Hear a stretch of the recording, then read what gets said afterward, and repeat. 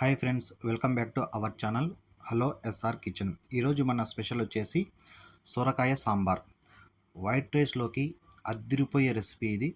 ఒక్కసారి చేసుకొని తినండి, మళ్ళీ మళ్ళీ చేసుకొని తినాలనిపిస్తుంటుంది. అంత అద్భుతంగా అంత రుచిగా అయితే ఈ సాంబార్ అయితే ఉంటుంది. ఈ సాంబార్ ఎలా చేయాలో మనం ఈ వీడియోలో చూసేద్దాం. ముందుగా ఒక కప్పు కందిబ్యాళ్ళు తీసుకొని ఒక 2-3 సార్లు శుభ్రంగా కడుక్కోవాలి. ఇలా శుభ్రంగా కడుక్కున్న తర్వాత ఒక కప్పు కందిబ్యాళ్ళకి 3 కప్పులు వాటర్ వేసి మనం కుక్కర్లో పెట్టుకోవాలి. ఒక 2 విజిల్ వచ్చేంత వరకు మనం కుక్కర్లో పెట్టుకుంటే మనకి ఈ కందిబ్యాళ్ళు అనేది బాగా ఉడికిపోతాయి. ఒక 3 గ్లాసుల వాటర్ వేసి ఒక అర్ధ స్పూన్ పసుపు, అలాగే ఒక 2 స్పూన్ల ఆయిల్ అయితే వేసి కుక్కర్కి మూత పెట్టేసి ఒక 2 విజిల్ వచ్చేంత వరకు మనం ఈ కందిబ్యాళ్ళని ఉడకబెట్టుకుందాం. ఈ 2 విజిల్ వచ్చిన తర్వాత మూత తీసి చూద్దాం. చూడండి, మనకి బాగా ఉడికిపోయాయి.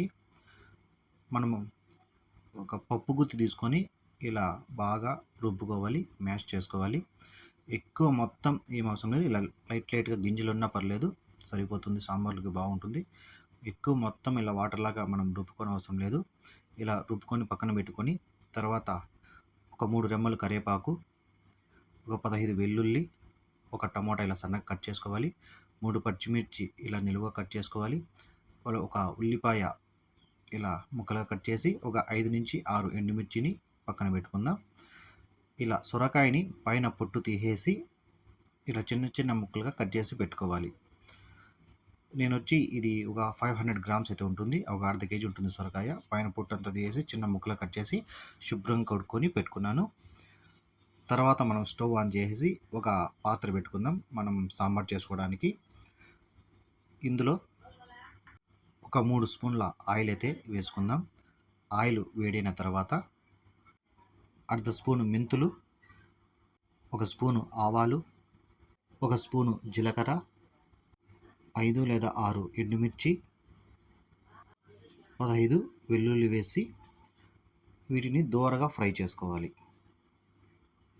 మనం ఇవి ఫ్రై చేసేటప్పుడు లో ఫ్లేమ్లో పెట్టి ఫ్రై చేసుకుందాం, లేదంటే ఈ జీలకర్ర ఆవాలు మాడిపోతాయి. కాబట్టి మనం లో ఫ్లేమ్లో పెట్టి దోరగా ఫ్రై చేసుకోవాలి. ఇవి ఫ్రై అయిన తర్వాత కట్ చేసుకున్న ఉల్లిపాయ వేసి వీటిని కూడా 1 నిమిషం దోరగా ఫ్రై చేసుకోవాలి.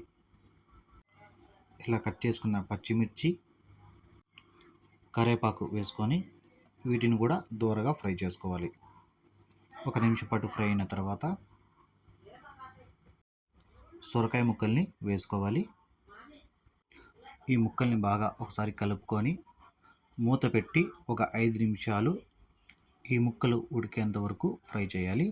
మధ్యలో మూత తీసేసి కలుపుకుంటూ మళ్ళీ మూత పెట్టి ఒక 5 నుంచి 6 నిమిషాలు ముక్కలు ఒక 70 నుంచి 80% ఉడికేంత వరకు ఉడికించుకుందాం.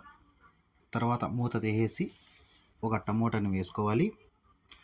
అలాగే అర్ధ స్పూను పసుపు, రుచికి సరిపోయేంత ఉప్పు,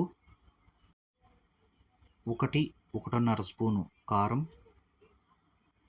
1 స్పూను ధనియాల పొడి వేసి కలుపుకోవాలి. ఈ కారం ధనియాల పొడి మొత్తం బాగా ముక్కలకు పట్టేంత వరకు కలుపుకోవాలి. తర్వాత చింతరసం వేసుకోవాలి. ఈ చింతరసం అనేది ఒక పెద్ద సైజు నిమ్మకాయ అంత చింతపండు తీసుకొని అందులో ఉన్న రసం అంతా వేసుకోవాలి. ఇలా వేసుకొని ఒకసారి బాగా కలుపుకొని కందిపప్పును వేసేయాలి. ఇలా మొత్తం వేసేసి ఒకసారి కలిపి పైన కొత్తిమీర జల్లుకొని తర్వాత మూత పెట్టేసి ఒక 5 నిమిషాలు కుక్ చేసుకోవాలి. మనకి 5 నిమిషాలు ఉడికితే మనకి సాంబార్ అనేది రెడీ అయిపోతుంది. నేను మూత తీసి చూపిస్తాను 5 నిమిషాలు అయిపోయిన తర్వాత.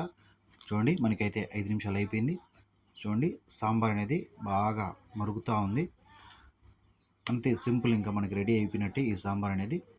స్టార్టింగ్లో ముక్క ఉడకడానికి ఒక 5 నిమిషాలు, తర్వాత ఈ పప్పు ఇవన్నీ వేసిన తర్వాత ఒక 5 నిమిషాలు ఉడకబెట్టుకుంటే మనకి సాంబార్ అనేది ఈ ముక్కలు కూడా మెత్తగా అయితే ఉడికిపోతాయి. ఇంకా అంతే, లాస్ట్లో కొద్దిగా కొత్తిమీర వేసుకొని స్టవ్ ఆఫ్ చేస్తే మనకి ఈ సొరకాయ సాంబార్ అనేది రెడీ అయిపోతుంది. ఈ రెసిపీ కానీ మీకు నచ్చితే ఒక లైక్ చేయండి, అలాగే నా ఛానల్ని సబ్స్క్రైబ్ చేసుకోండి.